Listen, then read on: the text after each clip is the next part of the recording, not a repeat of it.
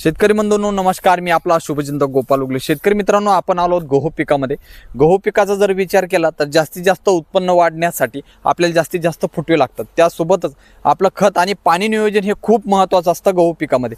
शेतकरी मित्रांनो, आपल्याला काय करायचं, या व्हिडिओच्या माध्यमातून आपण काय जाणून घेणार आहोत, तर जास्तीत जास्त फुटवे वाढले पाहिजे ही माहिती आपण या व्हिडिओच्या माध्यमातून जाणून घेणार आहोत। शेतकरी मित्रांनो, काय केलं पाहिजे, गहू पिकाच्या फुटवे वाढीसाठी आपण काय महत्त्वाची गोष्ट केली पाहिजे, तर त्याच्यामध्ये आपण जो 30 दिवसानंतर आपण जी फवारणी घेतो कीटकनाशकाची, एक टॉनिकची, आणि त्याच्यानंतर एक बुरशीनाशक आपण त्याच्यामध्ये घेतो।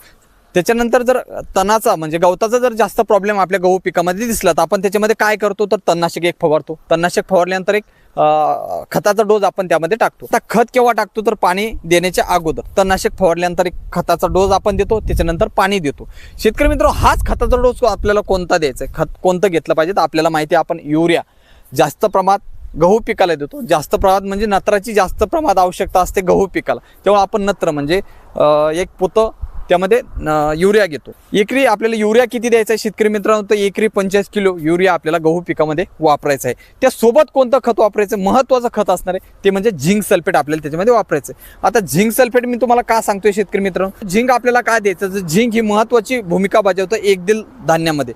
आता गहू पीक असेल, ज्वारी असेल, किंवा कोणतं एकदल आपलं जर पीक असेल त्यामध्ये झिंक सल्फेट ही महत्त्वाची भूमिका बजावतं। आता झिंक काय करणार, तर झिंक जास्तीत जास्त ग्रीनरी ठेवण्याचं काम करेल। दुसरी गोष्ट म्हणजे फुटवे निघण्यासाठी महत्त्वाची भूमिका बजावेल। युरिया सुद्धा तीच भूमिका आपल्या गहू पिकामध्ये बजावेल। युरिया सुद्धा जास्तीत जास्त फुटवे निघाले पाहिजे याच्यासाठी महत्त्वाची भूमिका बजावेल। झिंक सल्फेट मधलं परत सल्फर हे सुद्धा चयापचन क्रियेसाठी खूप महत्त्वाचं असतं कोणत्याही पिकामध्ये, त्यामुळे झिंक सल्फेट हे सुद्धा खत आपल्याला महत्त्वाचं आहे। त्यामुळे शेतकरी मित्रांनो, हा डोस आपण टाकायचा आहे, नुसतं युरिया टाकायचं नाही, त्यासोबत झिंक सल्फेट सुद्धा आपल्याला 10 किलो द्यायचं आहे। युरिया हा 45 किलो आणि 10 किलो हे झिंक सल्फेट आपल्याला त्यामध्ये द्यायचं आहे। त्यामुळे शेतकरी मित्रांनो, आपण जर या चॅनलला सबस्क्राईब केलं नसेल तर एकदा चॅनलला सबस्क्राईब करा। धन्यवाद।